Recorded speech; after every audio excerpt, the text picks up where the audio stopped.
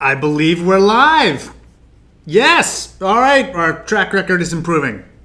Let me get to the right page here. Okay. We're going to assume we're going. We will start with some housekeeping issues while we let everybody else join us. First of all, this week on the Facebook page, which you should all be part of, by the way, facebook.com/healthcaretriage. But we asked you if the food episode had changed the way you eat. We were just sort of interested. And we want to say how thankful we are, how many of you actually said it does. Or it did change how you eat. If you haven't seen that episode yet, click in the link in the description. We've also got a poster from that episode, which you can download for free on the Facebook page. The link will be in the description as well. Secondly, we actually have a Reddit now for the show, which I had nothing to do with starting, but we're pleased to see the community did. I've actually already popped over there a few times to answer questions and just try to be part of it. If you haven't been, you should also check it out. We'll try to get the link for that down in the description below as well.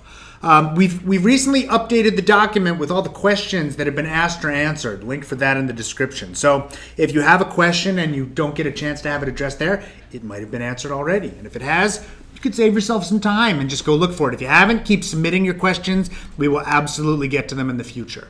If you haven't already subscribed to the podcast, you should. This show, Healthcare Triage Live, is now being released as a podcast. It was one of our stretch goals, or milestones as they are called, at patreon.com, and we hit that thanks to generous support. And so we are releasing the non-very graphic intensive live show as a podcast. You could listen to this on the go, anywhere you like. It's at iTunes, it's at SoundCloud, it's got an RSS feed if you use something else, so go ahead. We're going to be adding the last 2 weeks shortly, and I'll add today's episode later today. Awesome. Links will also be in the description down below. And speaking of milestone goals, they're because we had so many great patrons from patreon.com. Patreon.com/healthcaretriage. It's a great way for you, our viewers, to help support the show, make it bigger and better, and get awesome things like the podcast. So let's get started and have lots of fun. Oh, Mark is back, which reminds me, because he would always tell me, this is not medical advice. Nothing I say here should be taken as medical advice. Don't start any new treatments, take any new pills, do anything crazy.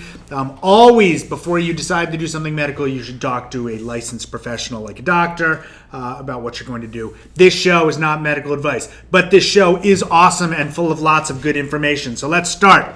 Question number 1 from Maxine McCurdy. Do antibacterial hand soaps and sanitizers make your body less able to fight infections? So first of all, I'm going to quickly plug, without being judgmental, the fact that we have an episode already done on antimicrobials and things like the FDA's ban of some of them in soaps like that. So absolutely go watch it. But, so it's not quickly cut and dry on make your body less able to fight infections. The truth of the matter is it probably doesn't do much good at all for the vast majority of people. The actual washing with soap and water is already so good that adding in the antibacterial component in most trials doesn't actually do any good. When they do studies about whether people actually get the stuff off their hands or whether they actually fight infections, things like that, the antibacterial component of the hand soaps and sanitizers doesn't do much. That being said, the alcohol-based hand sanitizers do work in many settings. And there's no problem with using those, but that's mostly just the alcohol killing it. It's not an antibacterial, antimicrobial component. But there are settings where those sanitizers don't work as well. For instance, when hands are wet, they don't work as well, which is why you shouldn't be using those in the kitchen when you're washing your hands or have lots of water around, because the hand sanitizers aren't as good there. There are also some reports of people using those hand sanitizers so much that they wind up killing some of the good bacteria on their hands, which leaves them more likely to get secondarily infected with viruses and things and actually get things like warts. So you can overdo it. But your general question about, do they make your body less able to fight infections? No, when you're using them appropriately, they don't. But having said that, it's going to be harder and harder to find antibacterial soap in the future because the FDA has pretty much said that companies can't be using that stuff. So if you've got a stockpile of it, more power to you. Otherwise, it's going to go away probably in the future, and that's really not a bad thing. Next question comes from Deborah Piens. I quit smoking on August 17th, 2014. Yay for her. And I agree, yay for her. At which point do I get to call myself a non-smoker, or will I always be a former smoker?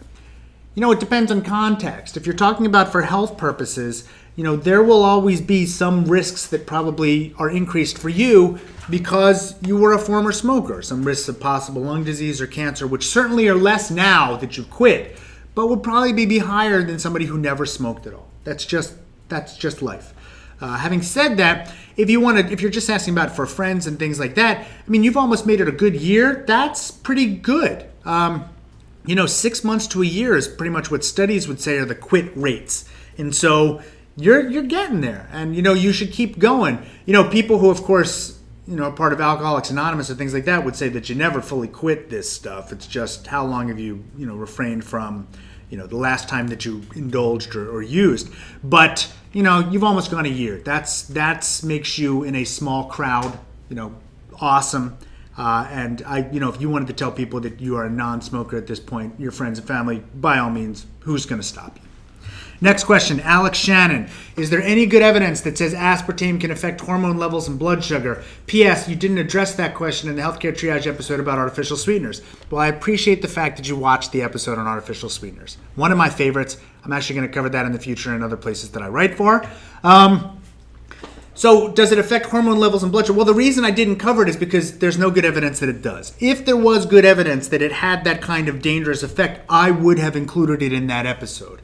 It is, of course, impossible to cover every bit of research that's been done on a lot of these things because there's tons and tons and tons of studies. And the collected research does not show that aspartame in the general population does affect things like hormone levels and blood sugar. You can find, tiny studies that can show sometimes some laboratory levels or things being affected, but of course those have to be, especially in animals, but those have to be translated into human beings, and we just don't see that. And so the general consensus of the collected body of evidence is that aspartame is safe and it doesn't affect things in a negative manner. It doesn't cause cancer. It doesn't, cause neurobehavioral or normal psychiatric problems, and it doesn't cause endocrine issues either. And of course, if you want to point to the fact that a study can show a problem or that there's a potential issue, of course, as always, as I say, you need to weigh the benefits and the risks. Is it worse or is it better than sugar? No. Sugar has lots of added sugars have huge negative connotations for the general public. And so if you're going to drink a sweetened beverage, which many, many people do, if you had the choice between an artificial sweetener and sugar, I would choose the artificial sweetener. Because, again, you're looking for barely proven or no risks versus very known risks from sugar. And so, when you weigh those two things, I've told you the way that I would come down. And I put my money where my mouth is. That's what I drink. When my kids are drinking, soda, when we let them have it, it's caffeine-free diet soda. I'm much more comfortable with that than I am with them, getting lots and lots of added sugars. John Harvey asks, what does the current research say about secondhand smoke? I've heard everything from barely harmful at all to worse than smoking itself. Okay, it's not worse than smoking itself. On the other hand, it's not barely harmful at all. There's a decent amount of evidence, and I grant you this is not randomized controlled trial evidence because it would be completely unethical to randomize people to be subjected to secondhand smoke to see if they get damage. It's never going to happen. So we will never have that type of study, which means we have to go off of the epidemiologic evidence that we can get. And the collected body of evidence says that secondhand smoke is not harmless. It's not worse than smoking itself, but it is not harmless. And it does carry some, risks with respect to pulmonary or lung functions or some, disease. And so you want to avoid it. Just avoid it. And again, it's always what's the benefit, what's the harm? Well, there's hard to imagine a benefit here. It's very easy to manage harm. So I would put it between the two things you've heard. It is certainly worse than barely harmful at all. It is certainly better than worse than smoking itself. But it is in between there. Lisa Jones asks, is coconut water as good as or better than water for recovering after athletic pursuits? I'm always amazed at people's interest in this because, the vast majority of people are not exercising so strongly that their bodies are at risk for some danger if they don't immediately correct themselves with some kind of amazing concoction. Like, it's not like you've burned off all the sugar in your body or killed off all the electrolytes or sweated everything out. Your body is incredibly capable of managing the electrolyte and sugar composition in the short term from participating in some athletics.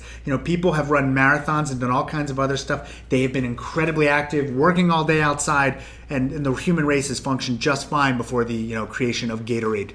There are probably some incredibly hardcore athletic people who are engaging in such extreme athletic competition that they might need to replenish themselves over time. But, for even most of them, water's going to do just fine. So if you want, you can try to use a lot of this other stuff. Things like, Gatorade or, sports drinks and stuff like that. They're also usually full of sugar, which you probably don't need. But, fine if you want. Okay, so you're asking me about coconut water, whether it's good as or better than what. I have no idea, literally.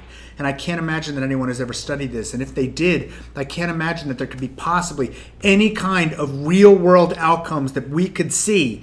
They could probably do some studies on their laboratory values and show that this electrolyte went up slightly higher than that electrolyte, but it's all meaningless when we talk about real-world outcomes, because it is not as if you got 100 or 1,000 people together and said, hey, run for an hour, that they were otherwise going to drop in the streets if they didn't get coconut water and or regular water immediately. They were all fine before and after. And so the likelihood of coconut water making a big difference over regular water is incredibly small. And so what do you even mean by better than? Is it some kind of laboratory value that really doesn't matter in the scheme of things? Maybe. For real-world outcomes, I would have a hard time imagining that any of this is necessary. Water's fine for the vast majority of people. A lot of people, you'll see a lot of, research that says like chocolate milk is as good as other energy drinks because it's got protein and it's got some sugar and it's got, good flavor. They're all fine. Somebody made a GIF last week and me going like, you're worried about the wrong things. You're worried about the wrong things. Worrying about what is the primary beverage for fine-tuning your body after participating in some athletics, they're all good. They're all fine. Don't stress over this. Jay Fensom.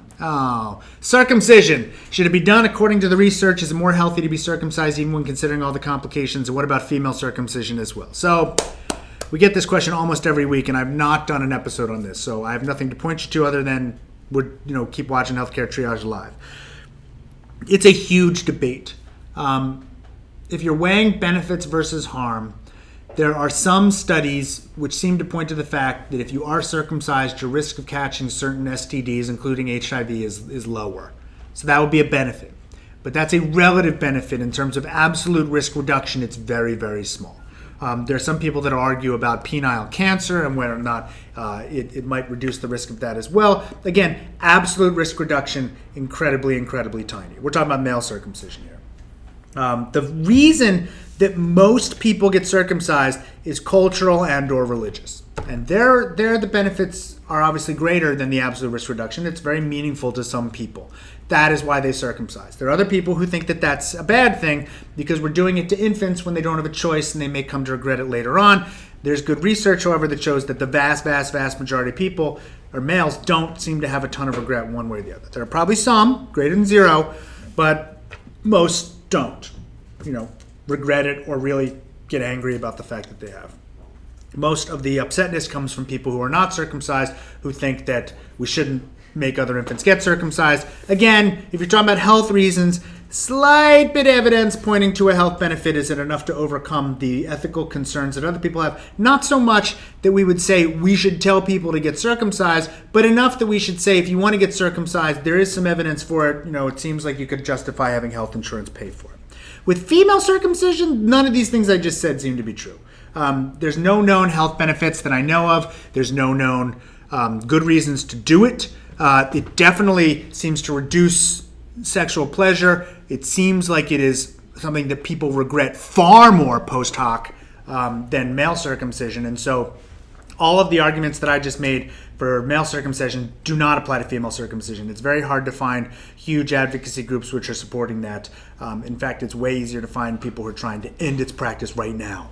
So no, I don't think you see anyone supporting female circumcision. Also, I should say, because female circumcision is usually like taking off the clitoris, which would be like saying, let's take off the head of the penis, not the foreskin. Totally separate things. And so, the idea that we call them both circumcision, they're not in any way related in that way. Emily Barbian asks, about 2/3 of people who lose weight gain it back over time. How can I prevent that?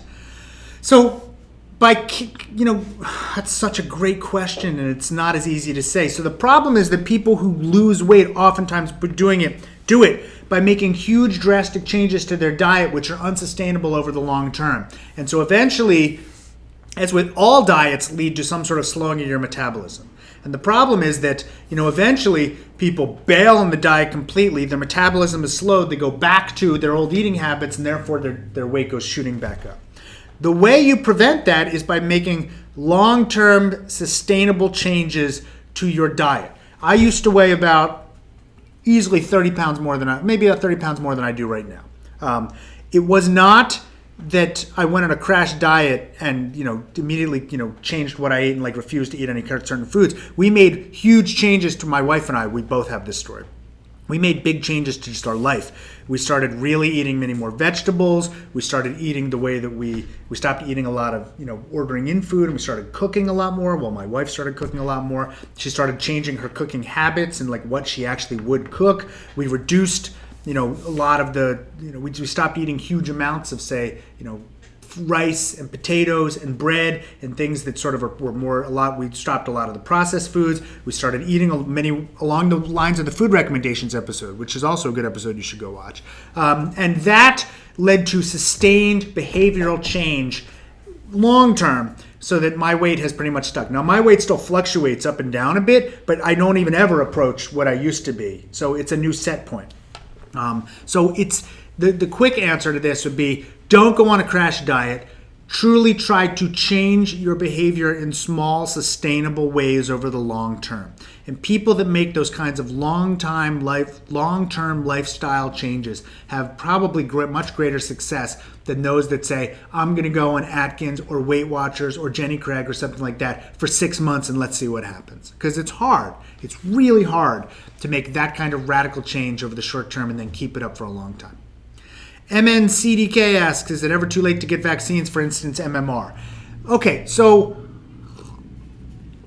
it is never too late to get a vaccine, but at some point it becomes sort of useless. Once you've already been exposed to herpes, getting an HPV vaccine is worthless. It won't do any good anymore. That's why we need to get you vaccinated before you get the disease. And since that's a lifelong disease, that's how it goes. Same thing goes with chickenpox. Once you've been exposed to chickenpox, the varicella vaccine is worthless. It's just not even worth your time. There are some diseases which we used to say, well, once you get to a certain point, you don't need as many, or you don't need it because that's a childhood illness and it doesn't affect adults as much. We're changing our thinking on some of those because still we're finding that adults who get infected, even though it's not a danger to them themselves, they still can give it to babies. And so immunizing, or re-upping people's MMR sometimes, or certainly their DTaP, the ones with pertussis, that actually will help prevent them from getting pertussis and giving it to babies, which is our real concern. So you should talk to your doctor is the short answer. There are good recommendations on how people should catch up, and we're actually starting to booster now people. Every time a woman gets pregnant now, there are recommendations to boost certain vaccines, even if they've had it many times before, because it prevents transmission to babies when they're born. And that's our biggest concern. Protecting those who cannot protect themselves is one of the most important reasons to get vaccinated. So lots of good reasons. Talk to your doctor. nkicker asks, does Vermont struggle with adopting single-payer universal health care for its residents spell doom for other states wanting to do the same thing? Great question. Vermont tried to do a state-level single-payer system very recently, which would have been interesting. But their single-payer system was also interesting in ways that Medicare, which is another single-payer system, is not. They were going to use a private health company. I think it was United Healthcare, but it could also be Blue Cross. Maybe it was Blue Cross. Regardless, a private health insurance was going to be the single payer. It was not government run. And they had a shot at that because that private insurer already covers 75, 80, 90% of the state. It's already the game. So to create their single payer system would have meant only stretching it to cover everyone and then getting a lot of money to help make the government pay for it. They were going to do it through taxes and things like that. It failed. Even though, ironically enough, there was a period of time when winning the primary for the governorship was sort of done by making it sound to Vermonters like you were the most strident and ardent supporter for single payer. So it's a totally opposite of the United States as a whole.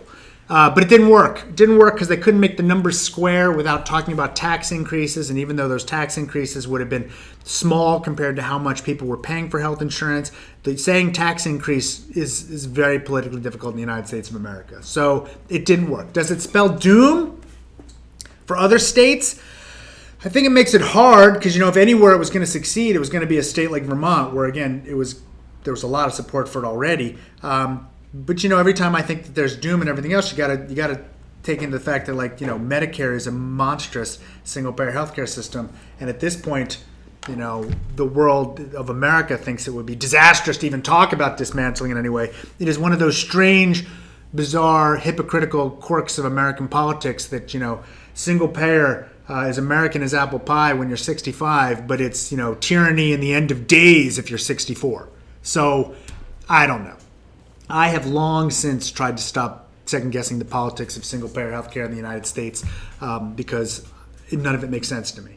It is awesome, again, for the elderly and the worst thing that could ever happen to America for everybody else. So I don't know. But Vermont's worth looking into. You should go read about it. I don't think we've ever done an episode on it. I've written a lot about it at my blog. You could go there. Next question comes from Thomas Beard. Oklahoma just passed a law requiring children under 2 years of age to be in rear-facing car seats. Does this reflect evidence-based practices? And this is a fabulous question. So we put kids in rear-facing car seats up to 1 year of age, or we used to, because it's safer. Because that way their heads don't rocket forward when they get into car accidents, and their necks don't work so well. So being in a rear-facing car seat is safer. Here's the thing. Being rear-facing is always safer. That's why astronauts take off in rear-facing seats. I don't know if you ever looked at the movies or seen Apollo 11 and all that. They take off in rear-facing seats because I think they do, don't they? At least I used to think. Or they used to land or fly, whatever it was. A lot of times astronauts do use rear-facing seats. Why? Because that is safer. Because if you have a sudden acceleration, that's safer. We don't do it for cars because, of course, it's impossible to drive. You can't be in a rear-facing seat and drive. But maybe we should. But it would theoretically be safer for everyone but the driver to be in a rear-facing seat. No one will do this because it's uncomfortable. So we weigh the risks and the benefits, and we say, yeah, there probably is an absolute risk reduction in putting people in rear-facing seats, but we're not going to do it. So we don't. We used to make the cutoff at 1 year of age. Now they want to make the cutoff at 2 years of age. Is that safer? Sure. Just like it'd be safer to put everyone in a rear-facing car seat. But the question is that make it, more likely that people won't use car seats correctly, or does it make it like it's a huge cost? And that is debatable. The American Academy of Pediatrics, I think, actually now recommends that everyone up to 2 years of age be in a rear-facing car seat. I know almost no one who complies with this. Because it's hard. If you have a child between the ages of 1 and 2, it is hard enough to buckle them into that car seat without it being rear-facing and everything else. And so I know people who say, in general, it's easier to put them in the front-facing car seat because they'll at least comply and do it. And that benefit is so much greater than not putting them in a car seat that they will do that rather than still try to do the rear-facing seat, because squeezing bigger kids into those rear-facing car seats and trying to haggle and wrangle, it's so hard, they won't do it at all. So the truck is, I'm sorry, it's very loud, and when we're taping the show, I stop for the truck, but what are you going to do other than keep going? So anyway, is it evidence-based? It's evidence-based in the sense that it is harm reduction. But if we're talking about, total overall, does it lead to better outcomes or more people likely to comply, stuff like that, questionable. And so this is one of those, we did talk about this in an episode where the AAP at one point tried to put out a mandate that every child in an airplane had to be buckled into a seat, and people did a quick calculation and figured out that would get people to drive instead of fly, and driving is so much less safe than flying that mandating this kind of thing, putting them in car seats on planes, would likely lead to more kids getting injured and killed. Would they be safer on the plane if they were in the car seat? Probably yes. Is that a good evidence-based practice because it's going to reduce harm overall? No. Same thing applies here. Is it better in the instance? Maybe. Yes, I can say yes. Is it better overall? I don't know. We're going to do one more question before the end here. So the next question was, Sam Khan, what is the best evidence on the long-term health effects of working night shifts, especially about healthcare providers? So if you're asking about the effects for the people themselves, I don't know that that's been studied well. If you're asking about the effects of sleep deprivation and changing people's cycles, that has consequences. And obviously being sleep deprived is a danger to them as they drive home when risks go way up. It's also a danger to people who are being cared for by those people, because their risks go up as well. And so, being sleep deprived is a problem. I'm going to try to do a few more speed round before we end here. marztha says, in people who've been previously diagnosed with vitamin D deficiency, what's the best way to prevent a relapse? Do source supplements work? Any foods to focus on eating? How much sun should someone try to get? If you have been diagnosed with vitamin D deficiency, you should have a prescription from your physician, and insurance should pay for that, and that's how it should go. There's no reason to buy store supplements. If you truly have vitamin D deficiency, get it diagnosed, get treated. It's a treatment. If you're self-treating, you're thinking you have vitamin D deficiency, then everything goes off the rails, because, more people think that they're deficient than are. Supplements, as we've shown you before in many episodes, rarely carry what you think they do, and supplementing people with vitamin D when they are not deficient doesn't work, doesn't do anything. So don't do it, except that you should, of course, talk to your doctor. Okapian says, are there any long-term effects of quarterly whole blood donations? My parents are concerned and want me to stop donating even though I have no major health issues. There really aren't that I know of. And people really need that blood. So if you are able to and your doctors are okay with it, it's a really, really awesome thing to do. And so I would say talk to your doctor, and if your doctor says it's safe, it really is an amazingly generous and thoughtful and awesome thing to donate blood. Zzyzx says, are there any health benefits for intermittent fasting? Any harms? There are people that show that there are studies that can show that it works like other things to reduce. It can actually help you lose weight or maintain a weight. Now, in long-term studies, that's not so, but that's fine. Any harms? Not that I know of. This is one of those that, like almost anything nutrition, if it works for you and you feel good about it and your doctor's fine with it, fine. Would I start preaching it to everybody else? No way. It's just what works for you doesn't necessarily work for everyone else. That's fine. Avery, are there protective qualities of obesity a myth? I've seen some reporting that says overweight obese people are more likely to survive stroke and heart attack. It's hard to really say protective qualities of obesity. There's probably a range of weight, and it is true that we are trying, many of us, to achieve a weight which is probably not where a set point natural is, and then therefore trying to achieve that low weight probably doesn't produce much more benefit. But obese people are way above the 95th percentile and above. They are probably not getting protection. So those are two separate things about what we qualify as overweight, what we qualify as a BMI above 50%, and obese. And I'm not sure that I would go as far as to say there are protective qualities of obesity. And certainly lots of negative consequences have been associated with obesity. So it's not something we should probably shoot for. Jenna Van Sickle, is there a rise in autoimmune diseases recently? Is there research? Any lifestyle changes that can help? Can we prevent kids from getting it? With so many things, we see sometimes a rise in diagnosis. That's often because we're getting better at picking it up and because we're broadening the definition. I don't necessarily know that there's an uptick in the sense that we should be concerned that people are getting sicker over time. Dom Thorrington, last question. Within the healthcare, medical, pharmaceutical, and public health sector, which is the job you prefer to do if you weren't a research fellow pediatrician YouTuber? Awesome question. I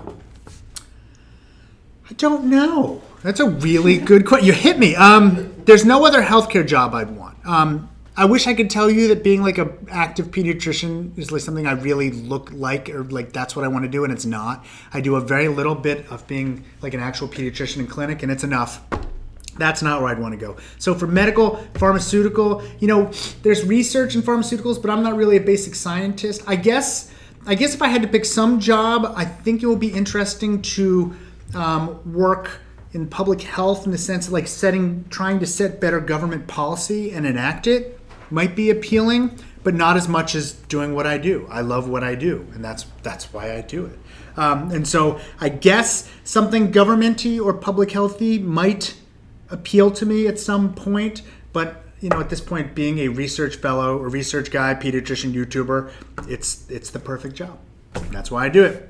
All right, we're gonna wrap it up. Next week, we're gonna do something different.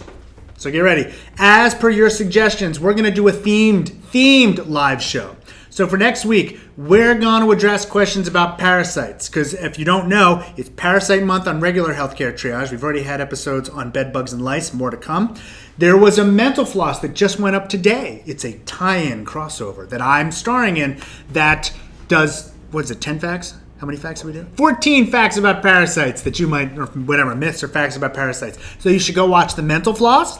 You should go watch the regular episodes. And as part of all kind of Parasite Month, we're going to address questions next week on a themed episode of Healthcare Triage Live.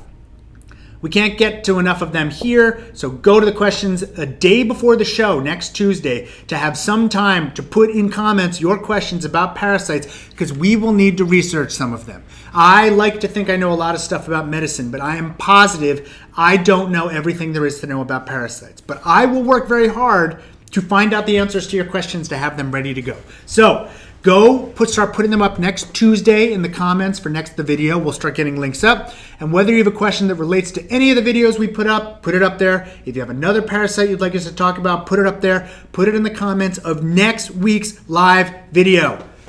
Patreon.com/healthcaretriage. Think about becoming a patron.